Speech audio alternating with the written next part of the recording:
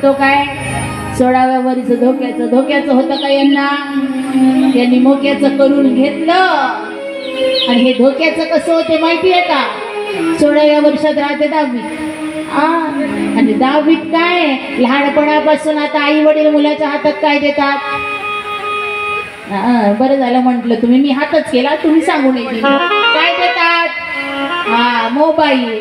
आणि या मोबाईल मुळे आता मुलगा रडायला लागला. लहान असेल ना 2 वर्षाचा का नाही राहते तरी आई म्हणते बाबू रडू नको रडू नको, मोबाईल घे मोबाईल. 2 वर्षाच्या मुलाला आई काय देते? मोबाईल. पूर्वी आई द्यायची पाटी लेकन हडू नाही तर कणकीचा गोळा द्यायची आणि ते काय दिवसभर पान घे आणि लाडू करत बसायचे, भाकरी करत बसायचे त्या कणकीच्या गोळ्याच्या. आता आई म्हणते बाबू गेम खेळ, गेम चुप बस मा पण गेम खेळ. ते असा गेम खेळते की मग हळूहळू लहानाचा मोठा झाला की 8व्या वर्गात आईला मारायला धावते पहिली गेम. 9व्या वर्गात वडिलाला मारायला धावते दुसरी गेम. 10व्या वर्गात भूगोलाच्या पेपरला जाते आणि मग पृथ्वीच पलटते. कशी? शेजारची एखादी घेतली असले म्हणजे तुम्हाला समजले. असे प्रकार तुमच्याकडे लई झाले वाटते. असं झालं तर 16वं वर्ष मग धोक्यात गेल्या वाचून राहणार नाही. पण तेच जर 10वीचा चांगला अभ्यास केला 16व्या वर्षीच, एकाच वर्षी नाही सुरुवातीपासून, तर नक्की 10वीत 90, 95 काय 85 तरी घेतल्या वाचून राहणार नाही. आणि तेवढे टक्के घेतले तर पुढे मात्र भविष्य उज्ज्वल झाल्या वाचून राहणार. आणि तेवढे टक्के घेतले आणि कुठेतरी लगेच नोकरीला लागला किंवा तुमच्याच गावातले काही आफ्रिकेत, ऑस्ट्रेलियात दूर चांगले नोकरीला आहेत की नाही? फुकट विना शिक्षणाने गेले का? तेव्हाच धोक्याचं करून घेतलं असते तर गेले असते का? नाही. म्हणून ते आयुष्य मात्र धोक्याचं नाही मोक्याचं करायचंय ना, तर त्यासाठी आतापासून आपल्या मुलांना संस्कार लावा. ते म्हणतं नाही आपलं देखील. चला पुढे हेच समुद्र मंथन पुढे चाललं आणि पहिलं काय निघालं? हलाहलविष. आणि पुढे मात्र तेच समुद्र मंथन चालू आहे. कामधेनू नामक गाय निघाली. आता वाटून घ्यायचं ठरवलं होतं. कामधेनू नामक गाय निघाली, उच्चश्रवा घोडा निघाला, ऐरावत हत्ती निघाला, कौस्तुभमणी, कल्पवृक्ष, पारिजातक निघाला, ब्रह्मा, लक्ष्मी देखील आल्या वरमाला हातात आहे. आणि ते पुष्पमाळ वरमाला घेऊन लक्ष्मी त्या समुद्र मंथनातून आल्या. आणि मग कुठे इकडे तिकडे बघितलं, सगळ्यांना मात्र मोह आवरला नाही का? कारण लक्ष्मी कोणाला नकोय हो. कोणाला पाहिजे? सगळे म्हणायला लागले आमच्याकडे यावं, मला पाहिजे मला पाहिजे. पण ती मात्र काय तर स्वतः विष्णू भगवंताकडे गेली आणि विष्णू भगवंताला वरमाला घातली. पण विष्णू भगवंतानी पाहिलं देखील नाही. सगळ्यांना वाटायचं माझ्याकडे यावं, पण विष्णू भगवंताला वाटलं नाही. पण तिने स्वतः मात्र निवड करणार होती आणि तिने निवड केली विष्णू भगवंताची. विष्णू भगवंत म्हणाले मला नकोय. ती म्हणाली पण मला हवंय ना, मी तुमच्या पायाजवळ तुमची दासी बनून राहील, पण तुमच्याच जवळ राहील. आणि तेव्हापासून मात्र लक्ष्मी कुठे? बघितले फोटो, बघितले पिक्चर मध्ये, सिरियल मध्ये, प्रतिमेमध्ये, मूर्तीमध्ये, लक्ष्मी कुठे? विष्णू भगवंताच्या पायाजवळ. तेव्हापासून काय पाय लक्ष्मीचे हाती, लक्ष्मीचे हाती, पाय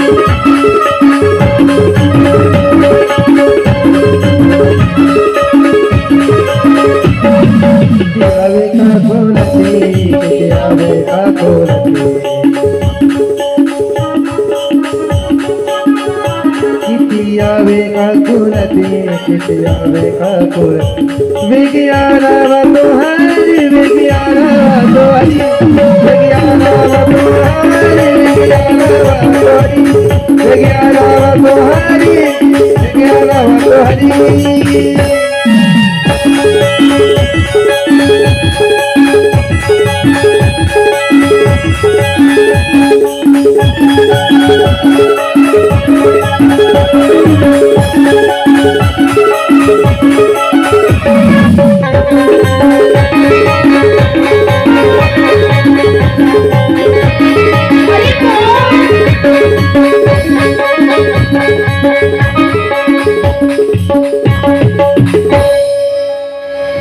तेव्हापासून पाय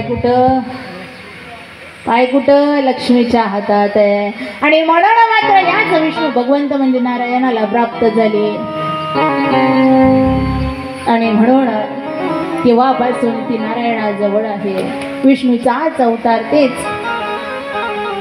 बघितलं असेल. शेषशय्येवरती पडलेले आहे भगवंत आणि शेजारी मात्र पायाजवळ लक्ष्मी वास्तव्य करते. बोलिए लक्ष्मी नारायण भगवान की. आणि त्यानंतर पुन्हा अखंड समुद्र मंथन चालूच आहे.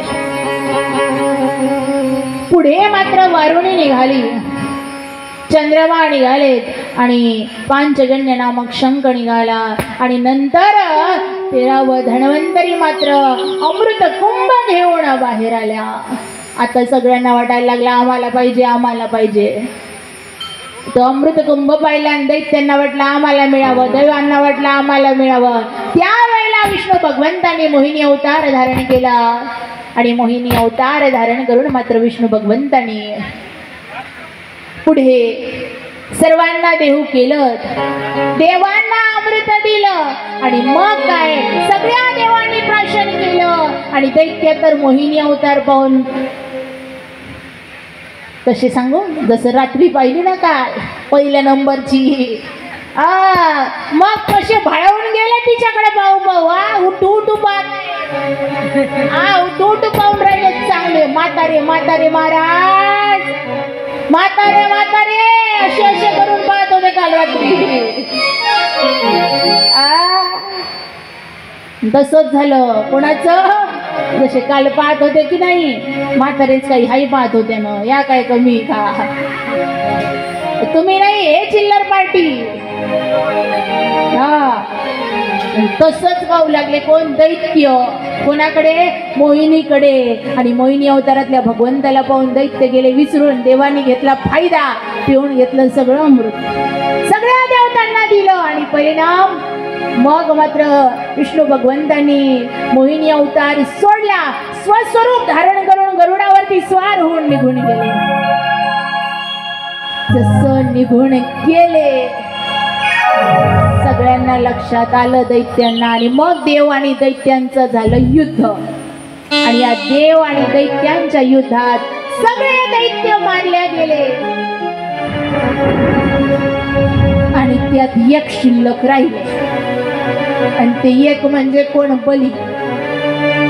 आणि एक शिल्लक राहिलेल्या बलींना मात्र काय तर पुढे गुरु केले शुक्राचार्यांना आणि शुक्राचार्यांना गुरु करून आपलं बल सामर्थ्य वाढवून घेतलं आणि ठरवलं काय करायचं. या देवतांनी आपल्याला मात्र आपल्या सोबत मात्र ठरवलं होतं अर्ध अर्ध घेऊ, पण संपूर्ण अमृत घेतलं. आता बदला घेतल्याशिवाय राहणार नाही. कोणाचा, देवांचा. आणि म्हणून मात्र बलीने बल वाढवलं, सामर्थ्य वाढवलं आणि एक दिवशी मात्र सुंदर असं यज्ञाचं आयोजन केलं. आणि त्या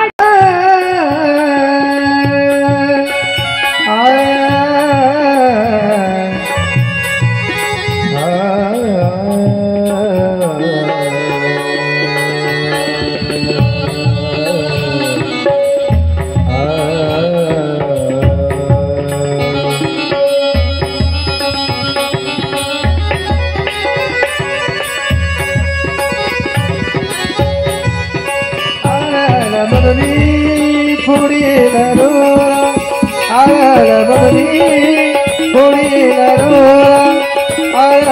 घालूनी फोडीला डोळा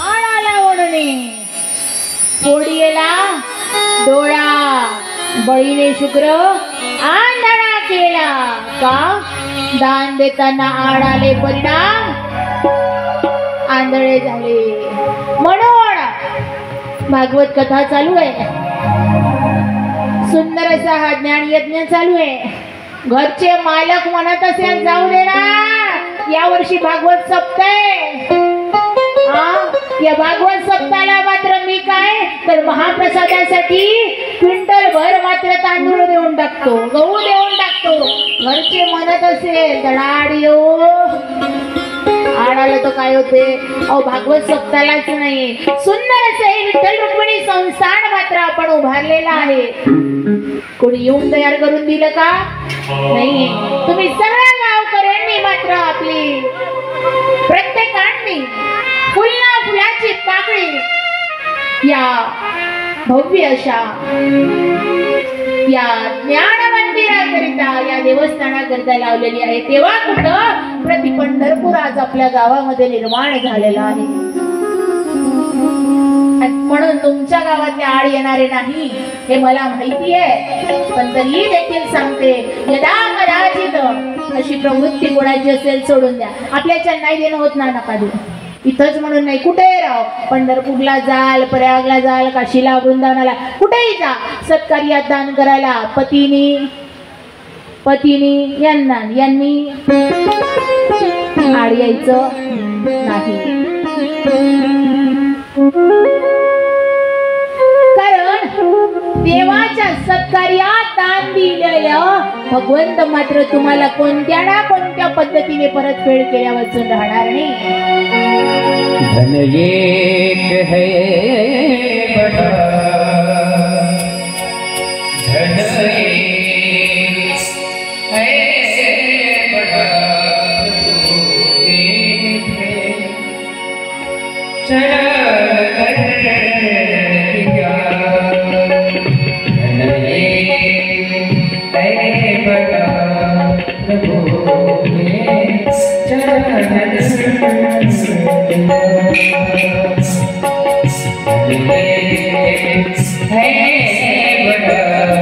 प्रभु के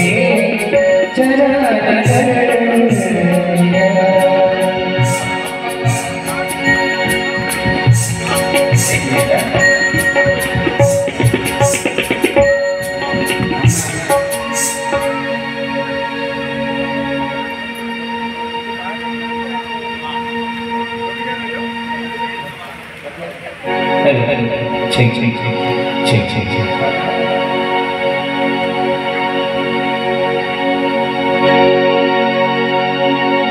मॉनिटर धन एक है बड़ा प्रभु के चरण दिया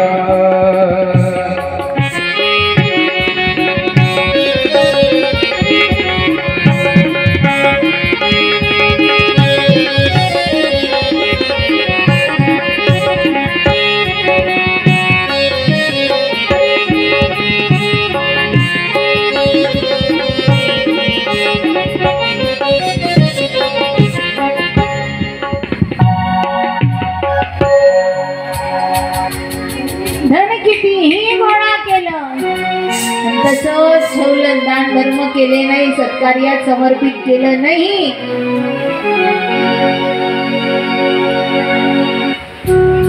तर परिणाम आड आला तर परिणाम काय झाला बळीने शुक्र आंधळा केला